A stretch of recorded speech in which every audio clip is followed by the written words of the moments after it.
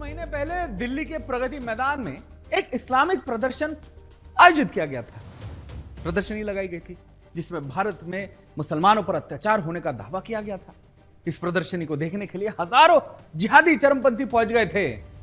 अब उसी दिल्ली में एक और महत्वपूर्ण प्रदर्शनी का आयोजन हुआ है, लेकिन इस बार विषय बांग्लादेश में हिंदुओं पर हो रहे अत्याचार का है। यह प्रदर्शनी एक फ्रांस के पत्रकार और उनकी धर्मपत्नी की कड़ी मेहनत से तैयार की गई है।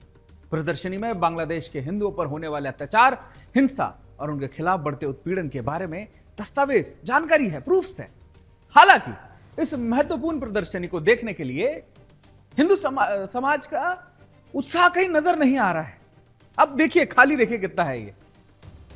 समाज की जागरूक लोगों को उनका कहना है कि यह दुर्भाग्यपूर्ण है कि जिन मुद्दों पर बांग्लादेश में हिंदुओं को पीड़ा हो रही हो, उस पर दिल्ली के ही हिंदू समाज का ध्यान आकर्षित करने में वो अनसक्सेसफुल रहे।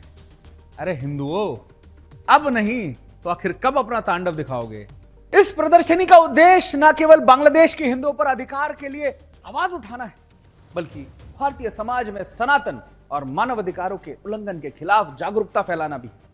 प्रदर्शनी का आयोजन दिल्ली में हो रहा है और आयोजकों ने सभी से आग्रह किया है कि वह इस मुद्दे पर अपनी समझ को बढ़ाए और प्रदर्शनी में हिस्सा ले।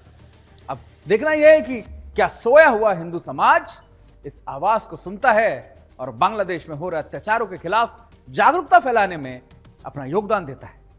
आप भी देखिए उस फ्रांसी पत्रकार का क्या कहना है। I'm a French journalist living in India, married to an Indian, and I've been covering Bangladesh for many years, part of my South Asia coverage. And I noticed there in Bangladesh that minorities were persecuted, and one of our exhibitions is on Bangladesh, persecution of Hindus from 1947 to 1971.